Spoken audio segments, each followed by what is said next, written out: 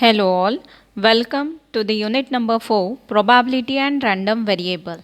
Now content of this units are probability and its axioms, then addition law and multiplicative law of probability, next is conditional probability, next is Bayes rule or Bayes theorem, then random variable, both discrete and continuous random variable, then probability function and distribution function, next independent random variable and joint distribution. Again joint distribution is for both discrete and continuous random variable. Now what are the applications of probability? You all know that probability has wide range of applications. So there are applications of this probability in gambling, then game theory, marketing. This is probability. Gambling, game theory, marketing, decision theory, as well as it is useful in all subjects, that is mathematics and all branches of engineering. Now first we see some definitions of probability. So first is trial or experiment. So what is trial or experiment? If a certain procedure is repeated many times to achieve a certain result is called trial or an experiment. For example, if we are tossing a fair coin to get head or tail, then that is called as trial or an experiment. Throwing a die to get 6 on the top face. So continuously we are doing that experiment, repeating that experiment to get that 6 on the top face. So that is nothing but the trial or experiment. Then next is event. Event means the outcomes of trial or results of experiment are called as events. So outcomes of trials means if we are tossing a coin, then getting a head or tail is a outcome. So the outcomes of trial or results of experiment are called events. So getting a head or tail is a event, or getting a 6 on the top of dice is an event, getting a 5 on the top of dice is an event. So after doing experiment, whatever the outcomes we get, that is nothing but our event. Next, exhaustive event. What is exhaustive event? The total number of possible outcomes in any experiment are called as exhaustive event. Total number of possible outcomes means if we toss a fair die, then we get possible outcomes are 1, 2, 3, 4, 5 or 6. So that event is called as exhaustive event. Or if we toss a die, we get either tail or head. So that is nothing but the exhaustive event. Next, sample space.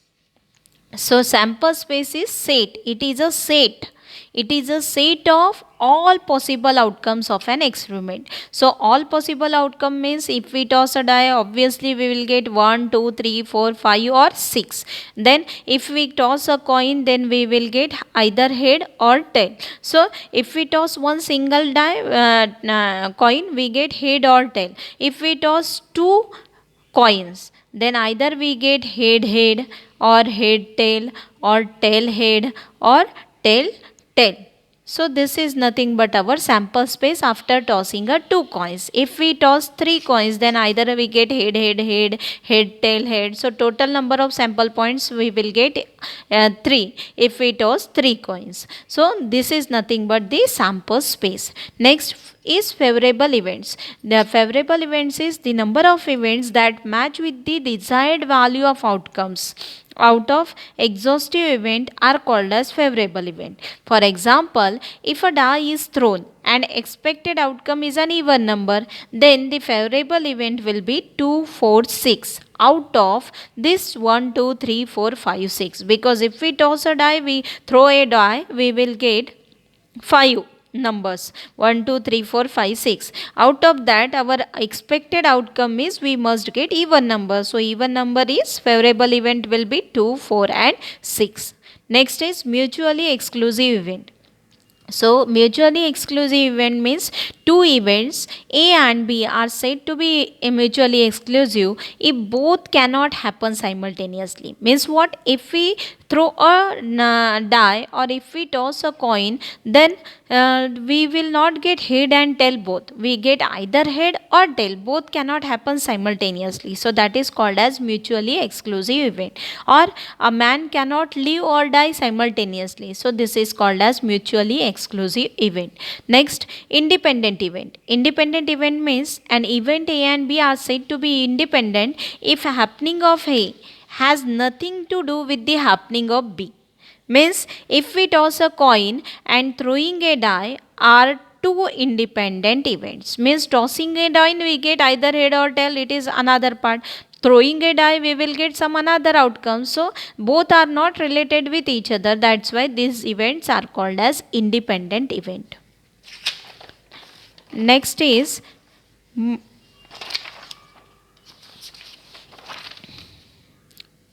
definition of probability, or how to write down probability of any event. So for any event A, probability of A is equal to favorable number of outcomes divided by total number of outcomes. So suppose A be the any event, then we will get total number of points or outcomes in A divided by total number of points in sample space S. In sample space S. So you will get total number of outcomes in A divided by total number of outcomes in S. Suppose it is M and N, so it is equal to M by N. Now if I see that if P is the probability of success, success means if I want head, so if I get head, that is my success. If I want tail, then if I get tail, then that is my success. So not getting a head means failure, not getting a tail means failure. So if P is the probability of success and Q is the probability of failure, then P plus Q means failure plus success gives us total probability 1. So total probability is always 1 and the minimum probability is always 0. So maximum is 1, minimum is 0. Now what are the probability axioms? So first axiom is for any event E. For any event A, probability must be greater than or equal to 0. So probability of any event must be greater than or equal to 0. It is not 0. And for the sure or certain event, what is sure and certain events? Means sunset and sunrise. Sunset means every day there will be a sunset and sunrise. So these are nothing but the sure events. It always happens. So this type of sure events or certain events has probability is always 1. So total probability is always 1, which is probability of S is equal to 1. So for any third axiom is for any number of mutually exclusive event A1 and A2, A3, A4 and so on. So for this mutually exclusive event, probability of A1 union A2 union A3 union A4 and so on, it is equal to addition of all probabilities, that is probability of A1 plus probability of A2 plus probability of A3 and so on, because these are mutually exclusive event, means both cannot happen simultaneously. So addition of each and every probability gives us total probability. Next is addition theorem of probability. So what is the addition theorem of probability? If A and B are any two events, then probability of A union B or A union can be written as OR. So probability of A union B, it is equal to probability of A plus probability of B minus probability of A intersection B. Or A or B if we write, then it is same as probability of A plus probability of B minus intersection can be written as AND. So probability of A and B. Now instead of two events, if we have three events A, B, A1, A2 and A3 are three events, then it is equal to probability of A1 plus probability of A2 plus probability of A3 minus probability of here A1 A intersection B. So same is here, we consider 2. So A1 intersection A2 minus A2 intersection A3 minus A3 intersection A1 plus probability of A1 intersection A2 intersection A3. So this is the formula. But additional term is plus probability of A1 intersection A2 intersection A3. So it is equal to probability of A1 plus probability of second event plus probability of third event minus probability of first intersection of first two event minus probability of intersection of next two event minus probability of intersection of first and last event plus probability of intersection of all three events. So this is the addition theorem. Now multiplication theorem is if A and B are two independent events, then probability of two independent means both cannot happen, means both the events are independent event. There is no relation between both the events. So probability of A intersection B, it is equal to probability of A into probability of B. Now note down some points. First event is probability of A complement. A bar means A complement. A complement means except A complement intersection B, it is equal to probability of B minus probability of A intersection B. Now see, we can observe this from figure also, or probability of A intersection B complement is equal to probability of A minus probability of A intersection B. Now see, probability of A complement means except A. So suppose this is our A event, this is B event. Now except A means the region which does not lies in A part. So this part is A complement. A complement. Intersection B. Intersection B means this complete B. Intersection B. So A complement is this region and intersection B means common region between these two is this remaining part. Now in this remaining part we do not want to consider this intersection part. So how can we write it as probability of complete B minus probability of A intersection B. This is A intersection B part. So if we subtract it, we will get this answer. Similarly, probability of A intersection B complement, it is equal to A intersection B complement means B complement is this part. So it is probability of A minus probability of A intersection B.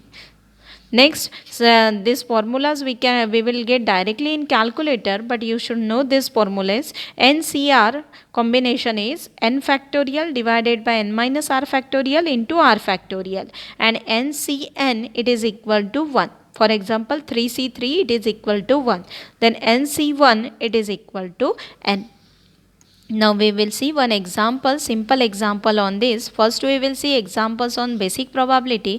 After that we will see examples on random variable. So first example is, if a die is thrown and then find the probability that first point is odd number appear, second point is even number appear, third point is prime number appear. Now if a die is thrown, how many number of sample points we will get? It is 1, 2, 3, 4, 5 and 6. So total number of outcomes after throwing a die, it is all 6 points. So what is the number of samples point in S? It is equal to 6. Total number of points are 6. Now next is, if first we want odd number appears. So let A be the event. Let A be the event of odd number. Now A be the event of odd numbers. So what are the point in A? What are the odd numbers from these 6 points? Odd numbers are 1, 3 and 5. So what are the number of points in A? Number of points in A is equal to 3. So we want probability of A, that is odd number point. So to get probability of A, that is probability of odd number,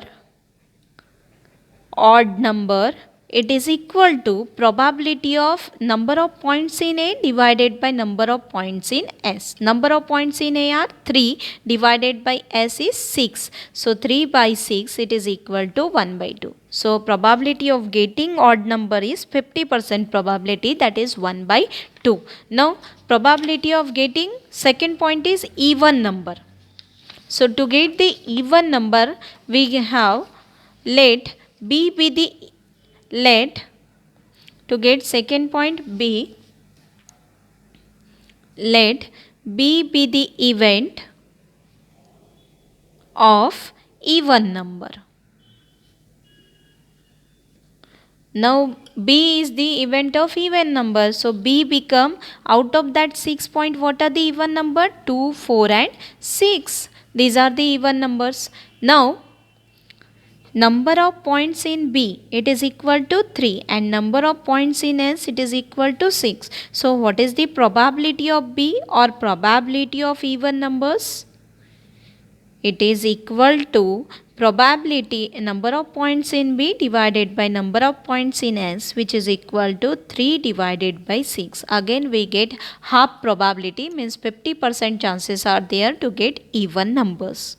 Then third is probability of prime number. So let C be the event of prime number. Let C be the event of prime number.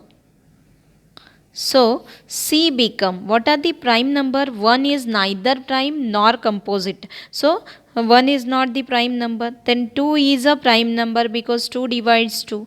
3 is a prime number because 3 divides 3. 4 is not prime number. 5 is a prime number. 6 is not prime number. So what is the number of sample point in C? It is equal to 3 again. Total number of sample point in C is 3. Therefore, probability of C, that is probability of prime numbers, how many prime numbers we will get.